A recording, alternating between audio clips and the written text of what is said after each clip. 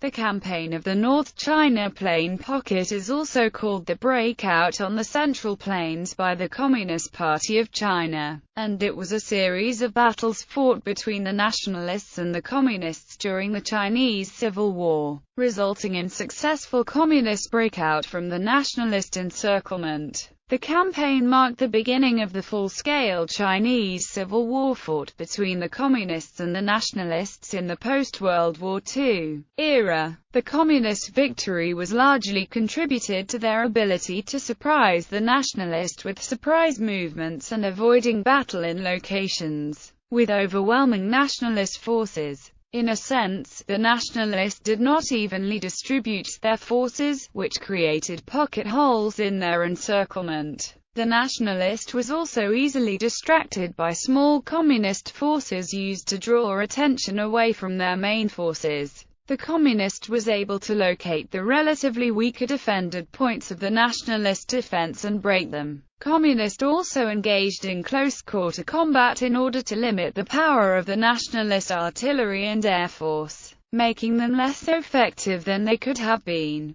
Prelude. The Communist base in this region was established in the mid of World War II along the border area of the Hubei, Hunan, Henan, Jiangxi, and Anhui provinces after the Communists had successfully driven the Japanese invaders from the countryside and remote mountainous regions. After the end of World War II, the returning Nationalists were determined to eliminate the Communists in the region, and after more than 240 offensives with a mobilized force of 300,000, had successfully blockaded the Communist base and divided it into 3 isolated pieces, and the Nationalist headquarters at Zhengzhou was tasked with the job to completely eliminate the enemy in the region with the help of the Nationalist Wuhan headquarters. In the mid-June 1946, Chiang Kai-shek issued a secret order to the Luji, the Nationalist commander-in-chief of Zhengzhou headquarters, and Chen Qian, the Nationalist commander-in-chief of Wuhan headquarters, giving the general direction of the operation by mobilizing the Nationalist blockade force to launch a decisive assault on the besieged Communists. Since both sides were still officially at peace, the Nationalist forces under the command of Wuhan headquarters would be transferred to the command of the Zhengzhou headquarters in order to avoid the blaming by the general public. At 2 p.m. on June 20, 1946, Liu Ji issued the order to every unit of the Nationalist force under his command, and the general objective was to mass troops with absolute numerical and technical superiority to concentrate on the Communists in the border areas of Henan and Hubei provinces, eliminating the enemy forces after separating them into smaller pockets by attacking them from southern and eastern Henan. The Communist force at Nishinyang, Jingfu, Huangshan regions, especially those at Shanhua Hotel and Pobo River regions, would be the most wanted target. Order of battle. The Nationalist mobilized around 300,000 troops for the planned elimination of the enemy and the subsequent occupation of the enemy base, while the enemy planned to leave over half of their 60,000-strong force in the region to fight the guerrilla war after the other half had withdrawn. Encirclement force. Nationalist order of battle. Commander-in-chief of Zhengzhou headquarters, Liu Ji. Commander-in-chief of Wuhan headquarters, Chen Qian. The 11th Army, the 48th Army, the 1st Division, the 3rd Division, the 11th Division, the 15th Division, the 41st Division, the 47th Division, the 48th Division, the 66th Division, the 72nd Division, the 75th Division, the 90th Division, the 169th Brigade, local security brigades and regiments. Breakout force. Communist order of battle. The Communists called their base the Central Plains Military Region with a total force of 60,000, including 2 columns and 3 military districts totaling 6 division-strength brigades. Central Plains Military Region prior to the breakout. Commander-in-Chief, Li Zhanyan. Deputy Commander-in-Chief, Wang Zhen and Wan Shusheng. Political Commissar, Zheng Weisan. Deputy Political Commissar, Chief of Staff, Wang Zhen. Deputy Chief of Staff, Zhu Xiaoguan, Chief of the Political Directorate; Wan Shoudao, Deputy Chief of the Political Directorate; Liu Xing, First Column, Commander-in-Chief; Wang Shusheng, Political Commissar; Dai Jiying, Second Column, Commander-in-Chief; Wen Jiawu, Political Commissar; Zhang Han, Military District, Commander-in-Chief; Luo Hufu, Political Commissar; Wen Minsheng, Eastern Hubei Military District, Commander-in-Chief; Zhang Tixui, Political Commissar; Nie Hongjun, Henan Military District, Commander-in-Chief and Political Commissar; Huang Lin. While the negotiation with the Nationalists for the legal withdrawal continued, preparation was also made for the inevitable, and the Communist force was restructured into 3 groups for the breakout.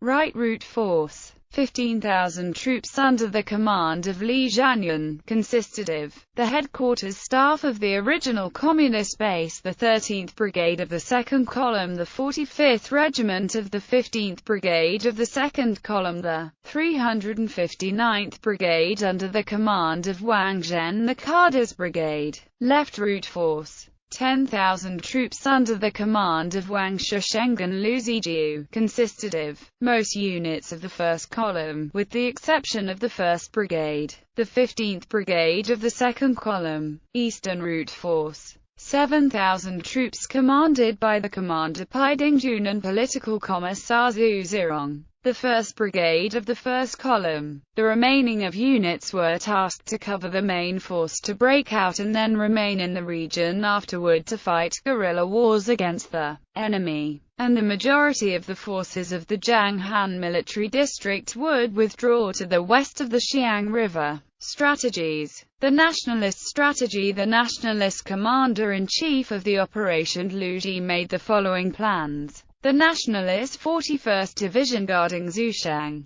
Quishan and Mingang was deployed to Xinyang and Luo Mountain to take regions included Hill Mountain Gate, Dragon Town, Light Mountain, and Chenzing's Hotel, and attack northward to Shanhua Hotel region. The Nationalist 47th Division guarding the Light Mountain and the Luo Mountain regions was deployed to the east and west of Light Mountain region, in order to occupy regions included Sleeping Dragon Stage, Fuliu Hotel, and then would attack northeastward toward Pobo River and adjacent regions. The 174th Brigade of the Nationalists 48th Division under the command of Wei Luang was redeployed to the north and the south of Merchant City to occupy regions included Fuliu Hotel, Dakong, Shuangmenlan, and then would also attack in the Pobo River direction. The Nationalist 72nd Division guarding Huang'er and Jingfu was redeployed to occupy regions included Wester River, Jingfu and Shuangmenlan, and most of its units with the exception of the 15th Brigade would attack in the Pobo River direction.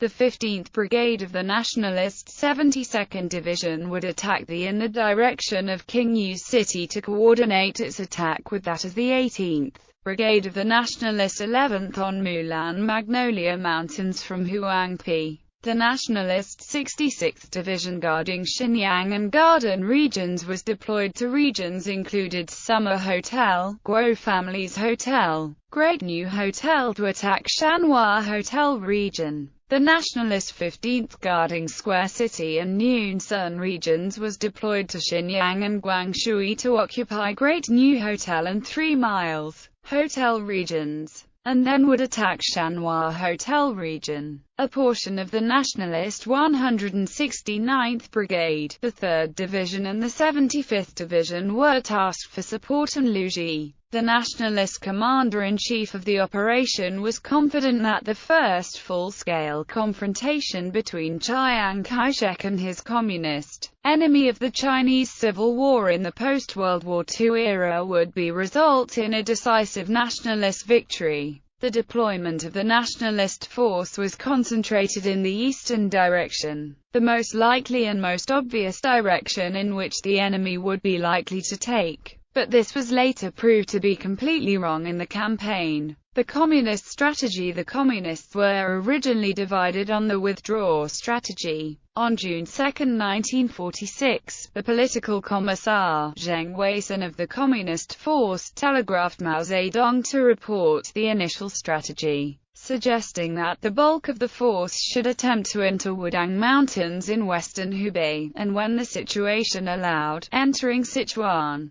The remaining force would split into two parts, with one part remain in the region to fight a guerrilla war. The other part would strike southwestward, first reaching Hunan because it was easier to cross the Yangtze River in comparison to the Yellow River. On June 14, 1946, the political commissar, Zheng Weisan of the Communist Force, telegraphed Mao Zedong for a second time for an update, claiming that there were two opinions, and the first one insisted on staying in the region to fight a guerrilla war south of the Yellow River in Hubei, Henan, Sichuan and Shaanxi provinces, and even to expand south of the Yangtze River when situation allowed. This opinion was objected by the second one, which preferred to withdraw to North China Plain because it was simply too difficult to stay in the original region. On July 19, 1946, Yunnan replied by claiming that there were two possibilities. One was the northern withdrawal was successful, and the other the withdrawal was impossible, so that preparation must be made to achieve the first objective whenever possible, and to be safe.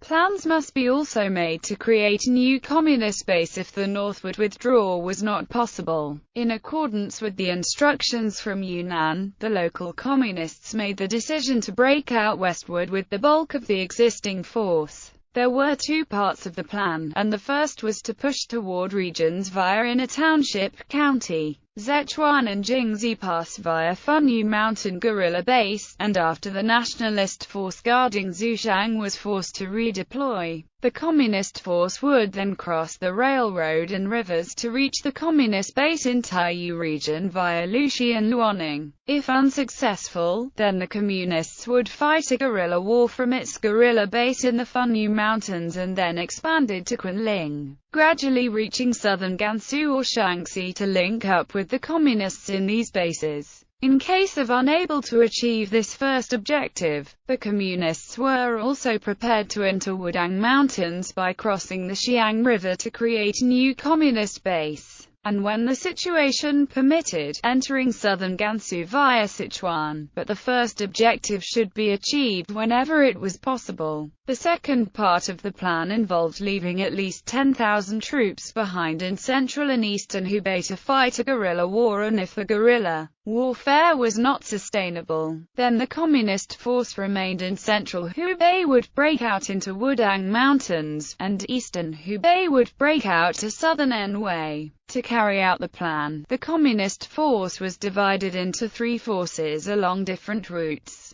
The communist right route force would attempt to break out in northwestern direction to reach the communist base in the border area of Hubei, Henan and Shaanxi provinces after crossing the Beijing-Hankou Railroad between Xinyang and Guangshui. The communist left route force would attempt to break out in southwestern direction by crossing the same railroad between Garden and Xinyang, reaching the town of Qiyi south of Tanghe County. The eastern route force was tasked to fake as the main force and attract the enemy for 3 days in order to guarantee the rest of the force had crossed the Beijing-Hankou Railroad. Afterward, the eastern route force was to go eastward, reaching the communist base in the border area of Jiangsu and Anhui provinces. The initial stage. On June 26, 1946, the full-scale Chinese Civil War had formally begun when the Nationalists begun their attack on Shanhua Hotel region, the center of the communist base in the North China Plain, in 4 fronts. The Nationalist 122nd Brigade of the 41st Division attacked from Xinyang, and the Nationalist 47th Division attacked from Light Mountain and Luo Mountain. The Nationalist 174th Brigade of the 48th Division attacked from Merchant City, and respectively from Huang'an and Jingfu. The newly organized 13th Brigade and the newly organized 15th Brigade of the Nationalist 72nd Division attacked The Nationalist 15th Division and 66th Division were deployed along the Beijing-Hankou Railroad to strengthen the blockade. In the meantime, the Communists also began their planned breakout.